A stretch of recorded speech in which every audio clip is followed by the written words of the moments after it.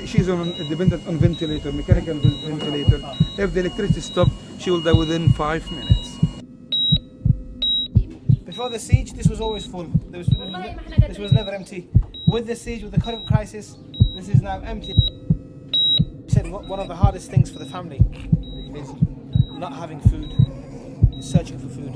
She says they go days without eating, just looking for even just to find bread.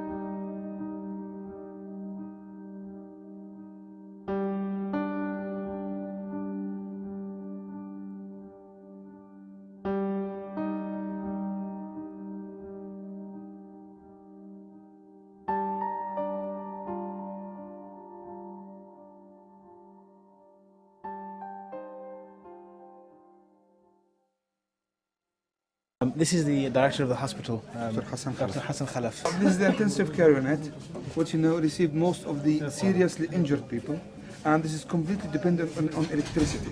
In case of electricity is cut off, all these people will die immediately.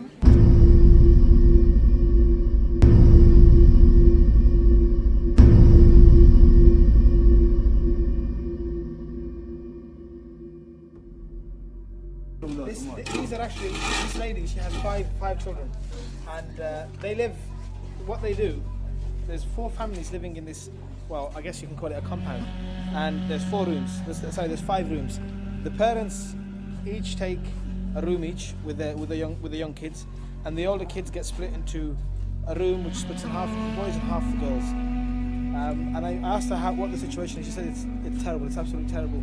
Her husband can't find any work at all, and you can imagine without any work, how are these kids to be fed and how are they to sustain themselves? This is their kitchen here upstairs. Because of the constant shortage, she's saying that they have to actually use these containers when the water does come or when it rains to store water, because they're not sure when the water's going to come, if it's going to be cut off, if it's going to be running. This is their fridge. We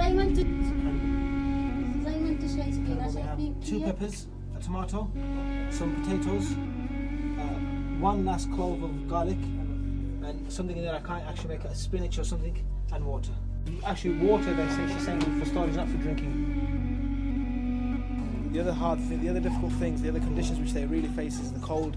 They live in this house and there's no roof except on the rooms, and so in the winter, when it rains and it's cold, sometimes the water seeps into their rooms where they sleep, which makes life very, very difficult and uncomfortable for them.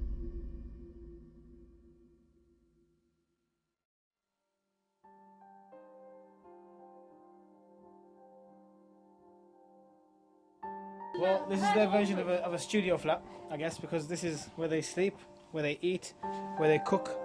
Everything happens in this room. And this is the kitchen. وين الحيط اللي حيطها؟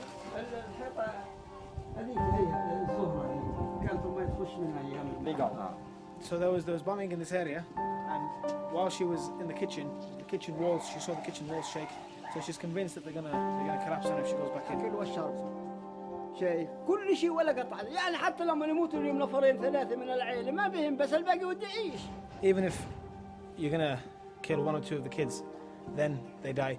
But what about the ones who are still alive? What are they left to live with? They've nothing to live with. How are they supposed to live? You can't deny people food. You can't deny people water.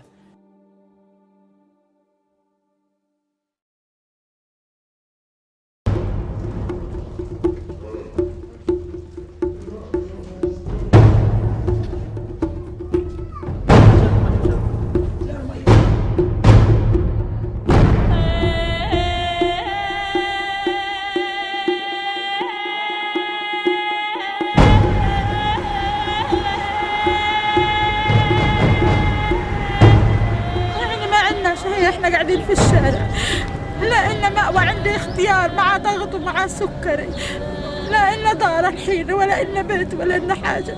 عشتنا معاشنا في الشارع زي ما أنت شايف، بناكل وبنشرب في الشارع في الليل، بعد العشاء بنروح على دار جيراننا ننام سواد الليل، والصبحيات بنطلع برا نقعد في الشارع، ما فيش لنا الحين ولا مأوى ولا لنا حاجة. أنا بطلب على كل المؤسسات تعمل لنا مأوى، لا الاختيار اللي معاه ضغط وسكري، والله إنه في المستشفى لغير بوديك ولا كم من يوم. كلياتهم هذول مرميين في الشوارع، وإحنا مرميين زيهم في الشوارع.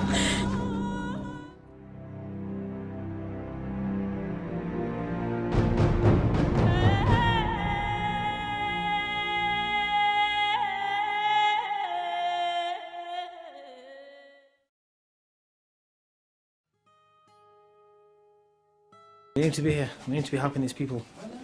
We can't turn our backs on them like the rest of the world. And this is the front line of Islamic Relief's work, helping the most vulnerable people in the most desperate situations. Actually, one of them said today, we're dead, we're not alive. We have nothing and we're more dead than we are alive. It's probably easier for us to be dead than it is to be alive. This is the level of despair that these people have reached.